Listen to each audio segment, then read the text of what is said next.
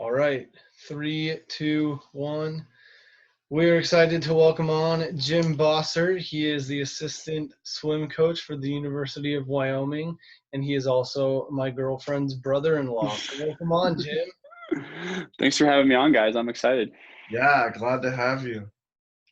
So last week you and I were texting, and Mhm. we were just talking some baseball, and you were so excited because you're a huge baseball fan, and you said that all you could say to Allie was that baseball is back.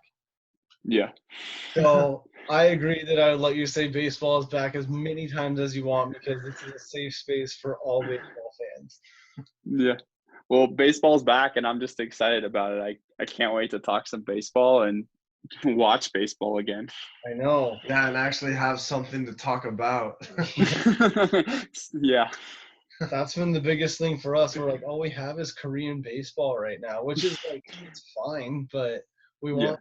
we want some stuff that we're used to. Yeah, you want to watch the Mariners win 20 game, win the first 20 games of the season and see what happens after that, Right. So with the Yeah, we'll 60 game take it. season, we're like, hey, we could win a third of the season this year. Yeah. That's a big thing to win a third of the season. Yeah, we're all We'll about take it. ratios here. Yeah, they have Yeah. they have the Mariners at 24 out of 30 in the power ranking. So Ooh. we gotta up that a little bit. Yeah. I don't even know if I've seen those power rankings yet. I'll have to send them to you after this. It's pretty interesting. They have some good outlooks on for everyone. Oh yeah, I'm excited about that. All right, so let's dive in. Introduce yourself. What do you do? Where do you come from? Yeah, so I'm an assistant swim coach at the University of Wyoming. I coach the sprinters, so athletes that swim 50 meters, 50 yards, 100 yards, 100 meters, that type of event. I didn't swim that when I was in college, but I really learned to love that aspect of the sport of swimming and just the power and some of the science behind it. I have a master's degree in kinesiology with an emphasis in exercise science and sports performance. And so I've loved getting to use my degree in my field, use a lot of science within my degree, which is awesome. But it also makes me really nerdy when it comes to baseball and like the mechanics of that. And honestly, all sports, like I'm an avid golfer too. And so baseball swing definitely helps with that. But it makes me think about my swing a lot and think about baseball and the pitching motion and how far off first base people are going to be when they steal a base, all that kind of stuff. And so very analytical about that. But originally grew up in Colorado, went to school in Pennsylvania first, then went to California for grad school. Met my wife Allie, who is Mandy's sister, which is we've been married now for just over 2 years. Yeah, that's crazy. I think that Hunter and I both wish that we were better at golf, and I know that you're a pretty avid golfer. And I'm Yeah. actually, I say that I'm at a disadvantage just so that I have an excuse because in baseball, I used to bat lefty, but I'm right-handed. Okay. And Mm-hmm. so I could never get a lefty golf swing. And so I'm just all backwards. Yeah, those lefty golf swing, the clubs are a little bit hard to find sometimes, but if you get a good set, keep it because it's priceless at that point. Probably not too late for me either because it's not like my right-handed swing is any good. So Yeah. We might have to have you show us some of those different mechanics between a baseball swing and a golf swing because I think that's where we fall short after playing baseball our whole life. Okay. Yeah, I'll have to. I'll show you some of the things I go through when I think about it, and the different things that I see in the swings, just as Yeah. like through my eyes and stuff like that. that would be very beneficial. So where did you do your undergrad and then where did you get your master's? I did my undergrad at Division III college in Pennsylvania called Grove City College. I was able to swim there for 3 out of the 4 years. I had hip surgery one of the years, so I did what's called a medical red shirt. So I didn't really compete that year, but tore my labrum in my left hip, and then came back and was able to swim after that, which was really great. And then I did my master's degree at California Baptist University. And then didn't you also swim a little there? I did, yeah. So I did. I had my 4th year of eligibility. left over, and so I swam at California Baptist, and that's how Allie and I met. My wife Allie and I met. We met in lane 10. I was about to dive into the pool, and our coach was like, "Hey, Jim, I need you to meet this fellow senior on the team." And he's like, "This is Allie," and I was like, "Hi," and then I dove in. It was very awkward. You're like, I never thought that would happen at practice. No, exactly. And what is Cal Baptist's mascot? The Lancers. Lancers. Doesn't it go something like this? Lance up? Yeah, like lance up like this. Oh, two. Oh, okay. Yeah, two fingers. I don't know I don't know why it's two, but it's two. One finger is an L. So Yeah. you don't want That's to take why. L's. Jim doesn't take L's. Don't want to take any L's. Well, a little bit of swimming talk, but the main reason you're here is because we know how much you love baseball. So Love baseball. I told Hunter this earlier, but we'll ask you for the people. What team do you root for? I'm a Red Sox fan. Oh. We won't hold that against you. I know, and if this is the season for everyone to hate Red Sox fans, it'll be this one, because we weren't supposed to be good, but somehow we'll end up being good in 60 games. True. Yeah, exactly. See, that's our mentality also. So I'm with you. We're saying that with you being a Red Sox fan, we don't know another one, and so we're gonna try to have at least one fan of every team on. And so now here we go with There you go. filled the Red Sox slot. That's a great idea. I love that, being able to chat with someone with a fan base from every team. I think that's great. Yeah, I mean, so have you been to any games at Fenway, or have you seen any other cool stadiums? Yeah, so I've been to Fenway, which was really awesome. I actually was there during Jose Bautista's like 53, 54 game home run season. So that was 2009. I was there in September 2009. I saw him hit numbers 53 and 54 over the Green Monster, Wow. which was really cool. Like the Red Sox got demolished that game, but like he was on a different level that year. Just like the way he saw the ball, the way the ball came off his bat, just sounded great every time he hit the ball, no matter if it was an out or a home run or a single or whatever. So, but that was pretty cool to see. Yeah, that's sick. And then haven't you been on a quest to visit as many stadiums as you can?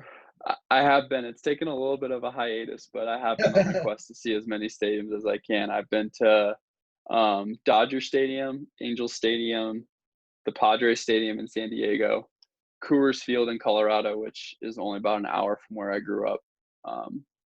Then I've been to Cleveland, Indians Field, Progressive. I've been to PNC in Pittsburgh, Fenway, and then I've also been to Nationals Park in Washington, D.C. Nice. That is sweet. Do you have any, partial to the Rockies at all, or are you all Red Sox? I have a little bit of partial to the Rockies. I've seen them grow up. I'm a huge Nolan Arenado fan. He doesn't get enough credit. Okay. I know we can talk till we're blue in the face about the altitude part of baseball and hitting and pitching and all that kind of stuff. There's a factor in there, but I don't think he gets enough credit for the amazing player he is. I mean, nothing against Cody Bellinger from last year. He should have won, or Christian Yelich from last year, but Nolan should have won the NL MVP award, in my opinion, last year. I'd say that's fair.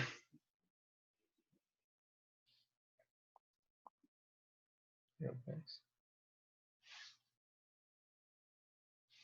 So, kind of going into your coaching career, what's it like being a collegiate coach and like dealing with certain athletes? Like, what's that all like?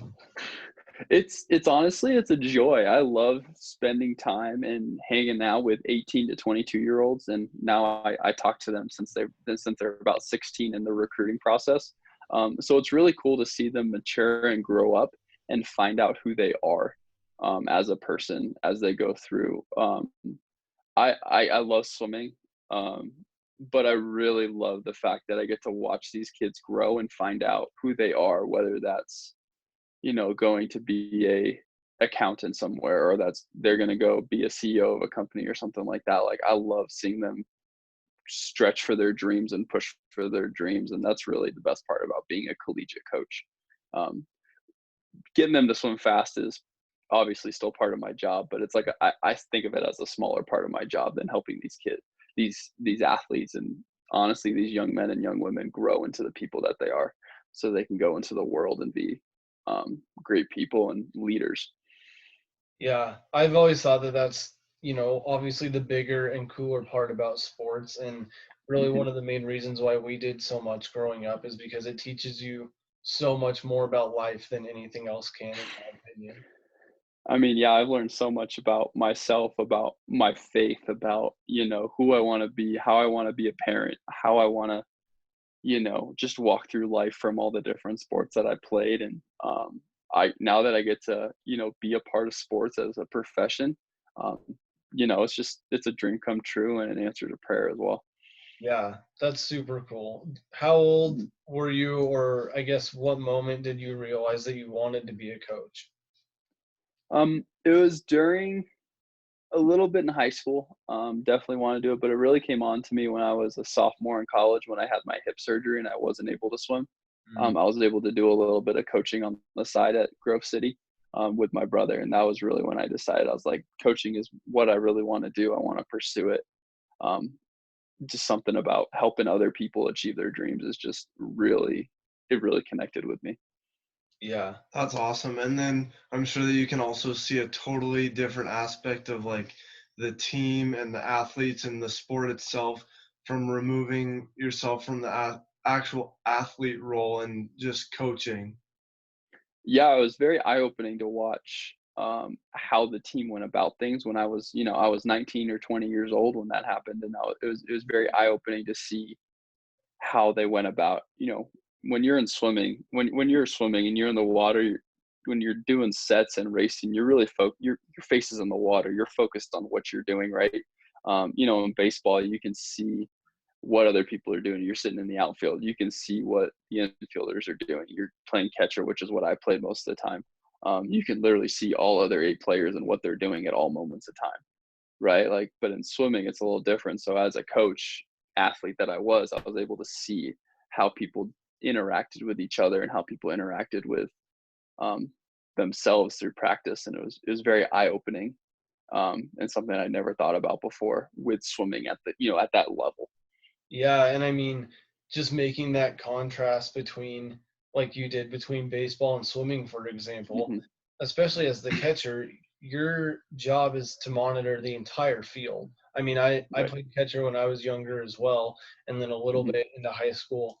But your role is so important because you're really communicating to the rest of the team what to expect, Hmm. and you're really the captain out there. And then Right. in the pool on the other side of that contrast, you can't really see a whole lot of what's going on at all. And I don't know, a ton Hmm. about swimming from personal experience other than jumping off the dock, but um, Right.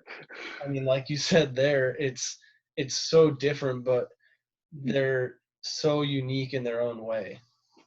Absolutely, but so unique. But I still feel like there's so much in sports that connects every sport to each other. Oh yeah, Um, 100%. every sport is connected in some way or another, and at the end of the day, sports is all about learning and getting better. Whether that's winning, losing, drawing, whatever you want to call it, like it's all about improving yourself and learning things, and that's the beauty that I see in sports. Yeah, totally. And one interesting thing kind of tying into the next thought I had was that when you're swimming, like your face is in the water and you're just focusing. And I mean, like you said, connecting things to other sports, like when you're up to bat, you're not necessarily hearing everything going on around you because you're just Hmm. focusing on the pitcher. And Yeah. so that makes me think of the question, probably a good question for you. How long do you think it'll take until we have fans in the stands again? I guess on a smaller scale at a swim meet. I know that Duncan and I have gone to a couple of Mandy's swim meets, Hmm. but then also like collegiate baseball, professional baseball, everything. Yeah, I mean, I really hope that we can have fans in the stands for the playoffs of baseball this year. I don't know if we'll be able to do it before then because the hardest part with getting people back in the stands is the whole social physical distancing, if you whatever you want to call that. Um, Having families go together, and that's the best part about going to baseball games, right? Is going with the people that you're going with your family, with your friends, right? And Yeah. so, um, how are they going to monitor that of who's sitting next to each other? Are you together, like making sure people are sitting apart from each other? So I really hope that it's for the postseason, because that's when fans really do make the difference, or, later in the season when teams are making postseason runs, that kind of stuff. Totally. I really hope we get it then. I don't know about any part of August or maybe even September, maybe Yeah. hopefully the last half of September. But I really hope it's at some point during this season of baseball, we get fans back in the stands. Yeah. And how do you think, as far as swimming, when you have a bunch of fans in the stands there, that even if the athlete doesn't get it, like the athlete in the water doesn't get as much of that, like, does that have a Mhm. big impact on the coaches or the other swimmers on the sidelines? Um, Not so much, I think, in swimming, which this is kind of funny that this is all kind of going on. We're talking about fans in the stands, because at our conference championship for the men this year, we had a pipe burst on campus in the University of Houston and basically almost shut down the meet. But they didn't allow fans in for 2 of the sessions Oh, wow. because they couldn't host facilities. They weren't able to have, you know, restrooms for them and running water and that kind of stuff. Right. So we swam at our conference championship meet like 2 sessions without fans. Wow. Um, That's crazy. and you're just nuts. You think about the Olympics without fans, right? Not that we're at that level, but for Yeah, but everyone it listening, makes it that's probably feel, what you can. yeah, it's like practice. Right. But then you have all the swimmers from your teams and other teams standing around the pool cheering.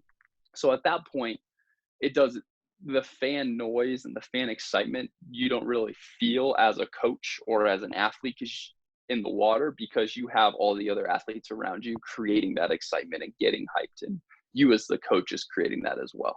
Yeah. So um in that reason, it wasn't, I don't think it's that big of a change. And I've been to plenty of swim meets in my life where there's nobody in the stands, and we weren't in a pandemic. um but I think for baseball, it does make a little bit more of a difference, and they can pipe in as much sound noise as they want through the speakers, but that's still not the same thing as a pitcher looking down at a batter in the bottom of the ninth, trying to get the last out, and they got fans, or like the Philly fanatic out there waving his belly around. That's a totally different atmosphere Yeah, I just than can't piping imagine. in sound noise. Yeah, I mean, growing up, we both played baseball, all the way through high school, and then I played football as well. And Hmm. football, I'd say, is the most impact that audience noise had on me. But Hmm. baseball, I mean, when you get in those dire situations, whether it's bottom of the ninth, or even if you're, top of the third, but you have 2 strikes on a guy, when the crowd starts making noise at any level, it starts to impact you in some Absolutely. way. Hmm. So yeah, Absolutely. It's just like crowd noise on the third down in football makes oh a huge difference. Oh, yeah. Like, doesn't matter what quarter it is, right? Like, crowd noise gets loud on third downs. Like, they just always do. And so it makes a difference on the play that you run. It makes a difference on the pitch you throw. Everything. yeah, I completely agree on that, and I hope that the players still have passion for the game regardless of the fan noise. But I know a lot of people, as much money as there is in baseball, I know some of the players do it for the fans. So that'll be an Yeah. interesting aspect that I hope we get back by the postseason, like you said. Yeah. So one thing that we kind of touched on last week when we were texting that I Hmm. promised you that we would talk about is the universal DH rule. What are your Yeah. thoughts? I have been a proponent of not implementing the universal DH rule for a very long time. I love like watching these AL pitchers, like John Lester, who was never a batter. Yeah. Like when he pitched in the AL for so long with the Red Sox and the A's, right? And then he goes to the Cubs, and all of a sudden he's been asked to bat twice a game. And he goes out there and just like puts the bat out there, hoping to make contact, that kind of thing. It's not like a Madison Bumgarner who can hit home runs, Yeah. or who can hit for he could probably hit for 250 average throughout the year, right? If you batted all the time. But like, Yeah. I think it was necessary for right now for this season with where everything's going, but I hope they don't implement it for the continued future, because I still love that aspect, and it creates a strategy, in my opinion, in the National League a little bit more about pinch hitters and double switches and how long do you leave a relief pitcher in, all that kind of stuff. Yeah, we've talked about that a little bit, and we are kind of having like an internal tug of war on it, because as much as we love the DH position and just, I mean, obviously hitting is one of the more electric parts of the game, and so we love to see big hits and clutch situations with the DH in the 4 spot. But then, like you said, on the other side, you definitely miss some of those fun aspects and strategy of a pitcher hitting. Like, one of the examples that I always think of is we got to see a unique game that the Mariners were playing in probably like 8 or 10 years ago.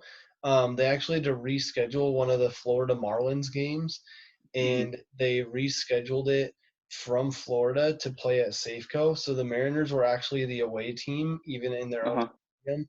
And so it was an interleague game. So we got to see pitchers hit at Safeco Field. I think Felix hit. Yeah, we saw. Yeah. Well, so we saw Felix. I think he got a triple or something, like something. But we saw Vargas hit the first home run by a pitcher at Safeco Field. It was just, that's awesome. Yeah. Yeah, and I That's like so cool. I like the difference between leagues, and like Mm-hmm. you get something to look forward to, and it just is a little bit of a twist that has always been there. Mm-hmm. I love that, but like, I love Big Papi. Like, I'll be the first to admit, like, Big Papi is one of my favorite baseball players of all time. Yeah. Just like a great person and everything. But like, he wouldn't be the player that he is that we all remember if it wasn't for the DH position. Exactly. Like with his knees, with his back problems, like he can't play first base every day for 160 games anymore, right? So the DH, he needed to have that DH position, and he has had some of the greatest hits in Red Sox modern history because of that. Mm-hmm. Yeah, and we've seen that as well, like Edgar, who just finally got into the Hall of Fame. Right. But honestly, he could have not gotten in, and that was the great debate, is can you earn your way into Cooperstown just by batting? And I think the jury's obviously you can. Yeah, you can. It's definitely harder when you don't have a bunch of defensive stats to back it up, but it's that aspect of the game that it's so controversial in a time like now. But like you said, I think it's appropriate right now for sure. Which is so funny because like I've heard Big Papi's going to be like, people have said Big Papi's a first ballot Hall of Famer, which I believe that. Whether how many people believe that, I don't know.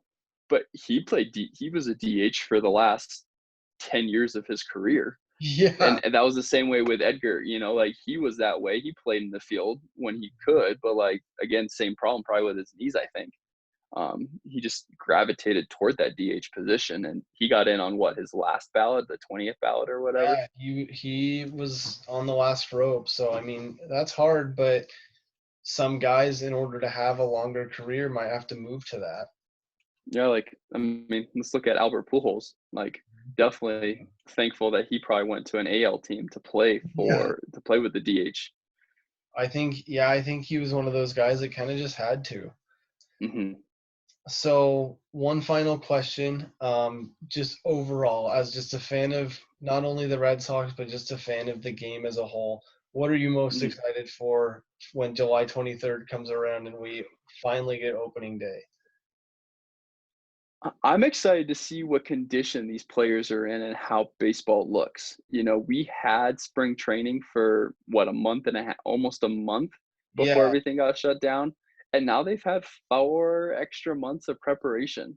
So I'm almost 5 months of extra preparation. So I'm wondering to see, like, is everybody more fit, or do pitchers have pitchers lost their control because they haven't pitched to live batters in 5 months. Yeah. So I'm interested to see the different ways athletes have changed their bodies, and different ways that the game might change because of such a long layoff. Um, so that's what I'm excited about. Part of that comes from my degree and where my mind goes. But I'm just excited to watch baseball again. I'm excited to watch Mike Trout hit these towering home runs and take home runs away from everybody in the outfield. And I'm excited to watch. As much as it pains me, I'm excited to watch Mookie Betts play again, even if it's in a different uniform than what I want him to be in. I think people have been putting that out of their head for as long as they can. I only have to watch it for 60 games, then he'll come back to the Red Sox. I'll be okay with that. But I'm just excited for baseball. It's long. I don't want to say it's long overdue because they've done everything right, in my opinion, on keeping it away and making players safe and all that kind of stuff. But I'm definitely ready to watch baseball again. Yeah, we're just very grateful that it ended up working out because honestly, 8 days ago, we were kind of throwing in the towel. It was not looking. Yeah.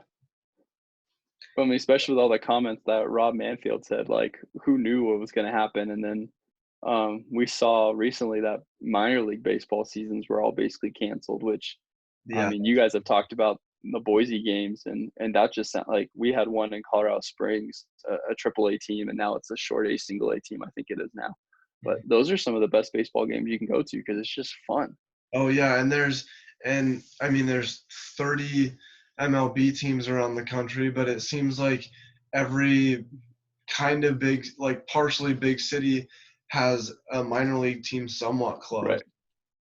Yeah, that's probably going to be the biggest bummer, not only for the players, but for just fans of the game. Like, no matter where you live, you can pretty much always catch a game. So that'll be a hard hit to take, but I hope that it comes back just stronger than ever next summer. I hope so. I hope it doesn't take an effect on the growth of the game. That's my biggest concern, is that no minor league games can take an effect on the growth and the widespreadness of the game. But especially if there's just a year off, people are going to flock back to it next year. I think in my opinion, have a bigger resurgence with having this time off. I hope so. Yeah.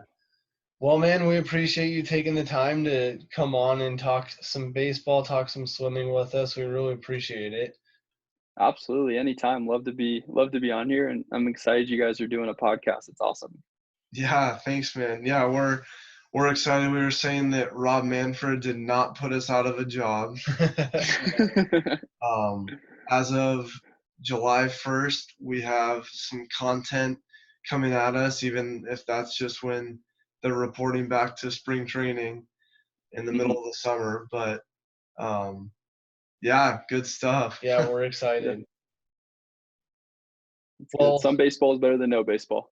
Yeah, exactly. Sure. Well, we'll definitely have you back on once the season gets underway and once the Mariners are done winning their 20 games. We'll provide an update with everyone and kind of see where we're at as fans. Yeah, sounds good, guys. We'll stay tuned for some Wyoming swimming as well. Yeah, we'll see if that gets off. Hopefully that gets off the ground as well. Yeah, everybody can just go like 6 lanes apart instead of 6. Right. Yeah, fingers crossed for you guys on that one. All right, man. Well, thanks for coming on. We appreciate you. Hope to see you soon. Yeah, good to see you guys. Yeah, thanks, man. You too.